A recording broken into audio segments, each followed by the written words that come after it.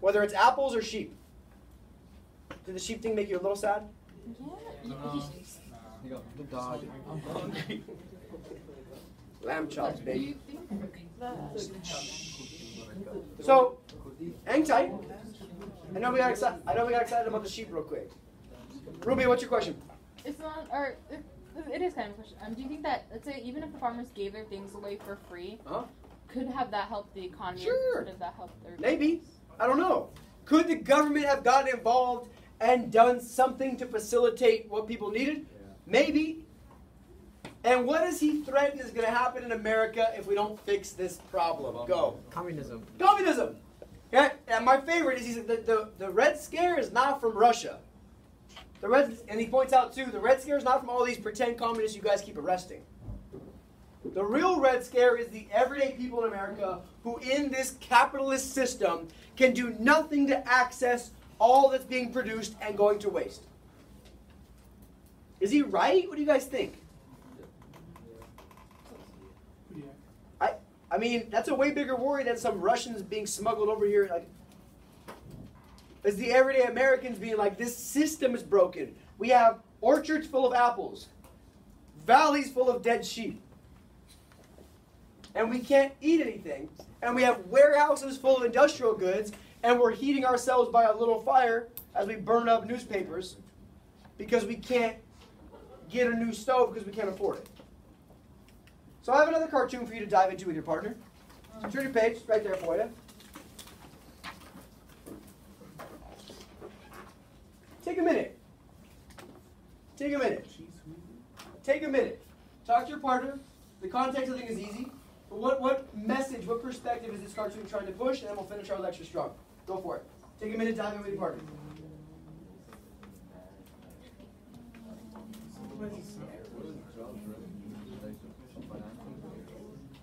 Democrats.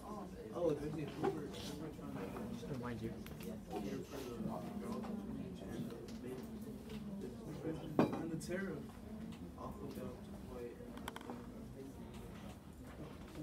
Mm-hmm.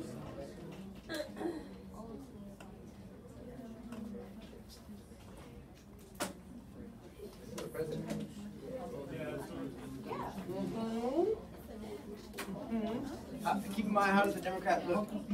Donkey. Well, no, of course. It's a mule. He's only got 6 teeth.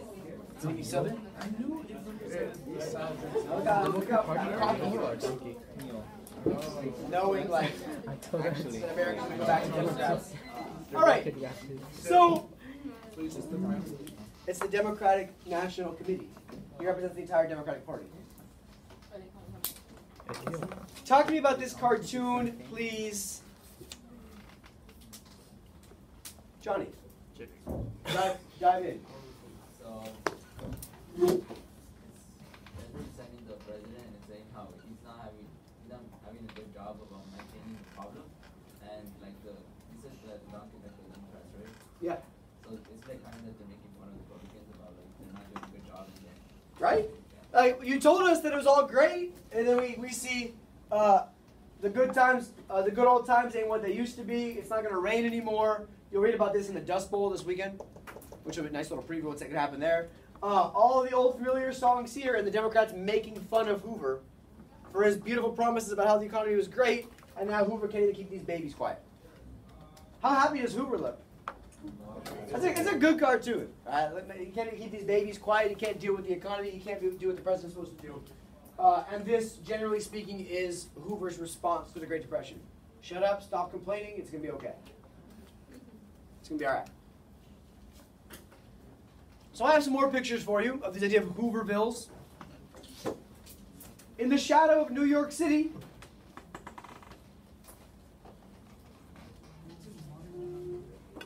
it's a modern world that looks like a fully industrialized nation in the shadow of skyscrapers. Next example.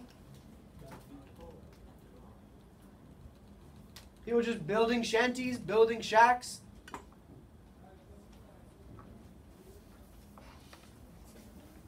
Now, my favorite part of his reaction is in 1930. He's like, I got this awesome solution. We're going to add a new tariff. That's going to solve our problems. Because then Americans will buy what? No, not with the tariff. Yeah, Americans will buy American goods, and then we'll get ourselves back on our feet that way. We passed the Hawley-Smoot tariff. Please know it. The highest tariff in American history. So that Americans can buy American. The question, can Americans buy anything? No. And this is going to solve our problems. It's a tax on over 20,000 imported goods. It's the most comprehensive, most deep, and highest tariff in American history. So immediately, 33 countries retaliate and pass their own tariffs, which is their prerogative. So now what little ability we had to sell our stuff overseas is also now gone, as 33 other countries now put a tariff on so their consumers can't buy our goods. Herbert Hoover really is a brilliant man. What the Hawley-Smoot tariff does is it ruins foreign economies, like Germany. It puts the rest of the world in a worse depression, like Japan, like Italy. And when the rest of the world is in a worse depression, you're going to make this void in which totalitarian regimes can step into. Enter Adolf Hitler. Enter Japanese Tojo. Partially. Mussolini. Enter Mussolini. So what we see as the, right? Because when the world can't get worse, you turn to extreme options. More than communism, totalitarianism. So what we see is the Hawley-Smoot tariff makes our economy worse. It makes the rest of the world's economy worse. And this is Hoover's solution to the Great Depression. Is it just me, or did tariffs help get us into this problem? So, Hoover's strategies fail miserably. As we have more and more and more unemployed people, private charities and local welfare agencies can't keep up. So it's not just that our economy is getting worse, our morale is getting worse. Our trust in the government is getting worse. Our perspective on what it means to be an American is becoming worse. Big corporations, big businesses still doing okay. They can't really keep up, so they're cutting wages. They're cutting production. And by 1932, Hoover's presidency receives its final two blows. The first is the bonus army. The bonus army is super important. There's 22,000 veterans of World War I. 22,000 American war veterans. And they were promised a bonus. Now that bonus wasn't supposed to be paid until the 1940s, but they want their bonus now. Why do they want their bonus now? They can't feed their families. They have nowhere else to go. So these 22,000 veterans, they come to Washington, D.C. asking for assistance. I'll talk about what happens here in a second. The second crisis that is a final blow to Hoover is bank failures. Our banking system as a whole has completely collapsed. And without any money in banks, let's go back to Jackson, what's a bank with no money? It's a building. And it's banking that fuels other investment. It's banks taking your money, investing it elsewhere that keeps our economy going.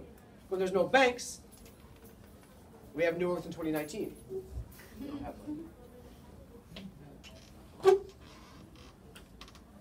So it's the bonus army, it's the fact that we have no banking system, and I'll talk about the bonus army for just a second, as soon as you finish answering that question, because it's important to figure out how this ends for him.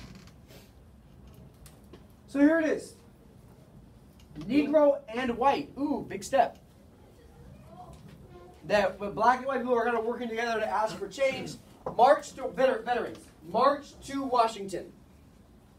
Get there December 5th when Congress opens, and we're going to demand a cash payment of the bonus the government owes us. Now, are they right to ask for their bonus 10 years early? I don't know. Here we have them on the steps of the Capitol building. There's a lot of them. We fought for you, so don't leave us now. We were there for you as a country when you sent us to war. You should be there for us now, and we have no money. And what does Congress do? Nothing. So what do these veterans do? They stay. They can't go home. They have nothing at home. They can't probably afford to get home. So they set up camp in Washington, D.C., and they make their own, quote-unquote, Hooverville. In the shadow of the Capitol building, these American veterans who fought for American World War I are sitting there homeless, asking just for Congress to pay them their bonus a little early. It looks like this. And we have this whole little city put together, a whole tent town of American soldiers who are just asking the government to give them their bonus a little early so they can feed their families. It's like if they went to war again. What Hoover does instead is sends the army to kick them out. We send tanks. We send a full battalion. Two really important names in World War II, Douglas MacArthur and Dwight Eisenhower, future President of the United States, are sent in to remove these poor veterans. What are you looking for? Hilda? Corner. Why did I miss? Good question. I was wondering the same thing. We see the U.S. Army being sent in to kick these people out. While Hoover is scared they're going to storm the White House and he hides locked in a closet. Sir, swear to God. Hoover's terrified, and instead of addressing the problem and discussing with these veterans, he hides himself in a locked closet in the White House while the army goes and forcibly removes them, killing people. It's a hell of a presidency. 1932, Hoover runs for re-election. And it's not such a good day for Herbert Hoover. Is that Yeah. like the worst? Well played. No. No, Thank you so it's much. not. If you're so big, then which one was the worst? Oh, we'll talk about that if you want. Yeah. We've already passed some of the worst. In which it's all, well, I mean, Where it's all one color? when there's the error of good feelings. Oh. So, FDR, Franklin Delano Roosevelt, runs for president, and his only promise is a New Deal. You'll read about it a ton. It's a really comprehensive chapter. But he promises that the forgotten man needs the government to step up and look out for him. It's a big this is the end of the fourth party system and the beginning of the fifth party system. As for the first time, we start seeing black people vote Democrat. Interesting. Because Democrats have always been the party of small government, states' rights, and it was the defense of slavery, while Republicans were the party of support for people and progress. And the 1920s showed us that the Republicans were not that. Despite this little blip in the progressive era, the Republicans are the party that supports only big business, that supports tariffs, that is nothing for the people. So this realignment election brings people that want more government to the Democrats for the first time. And this is when we started seeing the Democrats as the party of change, the Democrats as the party of using the government to help people, the Democrats as the party of social progress and access to opportunities in a way we've never seen before. The bell will ring in 4. We are done for the day early on time. I meant like, Let's get out of here. Stop it.